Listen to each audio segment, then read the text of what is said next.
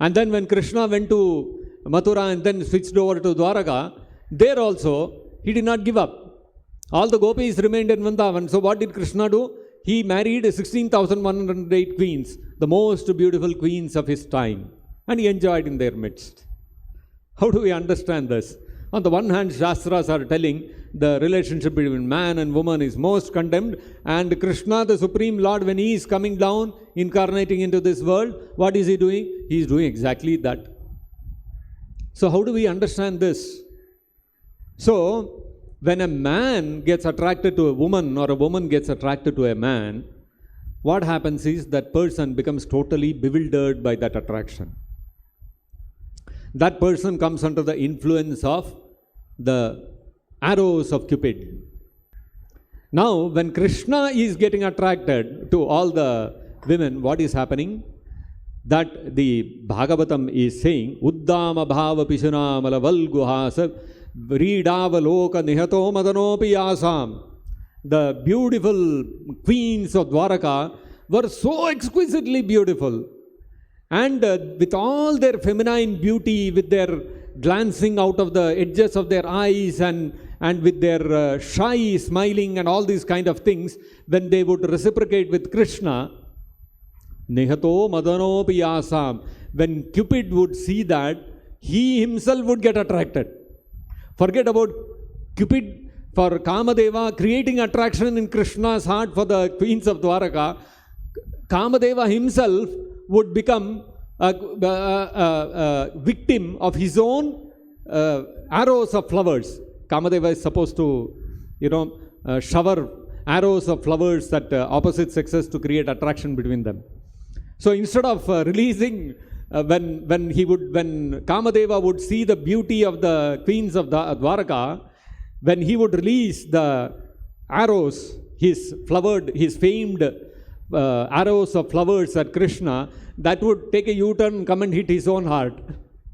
So what Kamadeva did, Sammuhya chapa majahat, he gave up his bow and arrow. He said, Are Baba, this is not working. It is hitting me only. He gave up Sammuhya, he gave up his own arrows and bows. Pramadottamasa, such were they were the Uttama, they were the most beautiful women. And they were, for all those beautiful women of Dwaraka, who was the aspirable male person for them? Which male had attracted their hearts? It was Krishna. And so they employed every feminine guile that was available to them to attract Krishna. But then what was Krishna's response? Yasyendriyam vimatitum kuhakair nasyekuhu. They could not agitate any sense of Krishna. Krishna's senses were totally unagitated. You can imagine, whenever a man of this earthly planet sees a beautiful woman, he becomes agitated, he becomes attracted. His senses become enlivened. And when there is a very extremely, extraordinarily beautiful woman like Devahuti, even the Gandharvas like Vishwavasu become attracted. And when the Devatas see Apsaras, they become attracted and they become bewildered. And because of that bewilderment, they get stuck to this material world of repeated birth and death. They accept this world of miseries as a very wonderful place to live in the association of such beautiful women.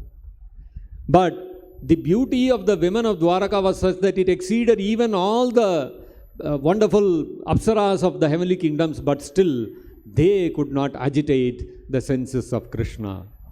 So although Krishna lived in the midst of all the queens, he was completely unattached. He was completely unagitated. This is a really wonderful thing.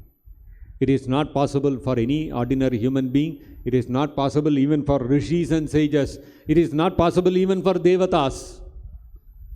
But look at Krishna. So therefore the Bhagavatam says, Tamayam manyate loko, hyasangam sanginam. Although Krishna is asanga, he is unattached.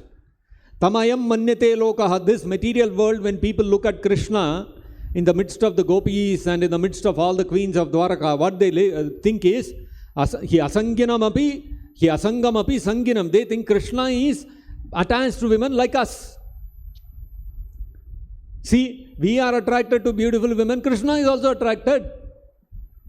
They do not really understand the reality that Krishna is asangina. He is asanga. He is totally unattached. And atma upamyena manujam.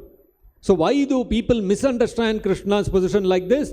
Because atma aupamya. They compare Krishna with some ordinary human being.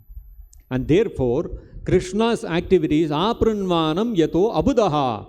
Krishna's engagement in activities, just like that of an ordinary person, abudaha, the unintelligent people, they think that Krishna has become like us. Krishna is also like us. He has become attached to women. He is attracted to women. He is attracted to beautiful queens. He is attracted to the beautiful gopis. Vrajavallavinam. They misunderstand like this.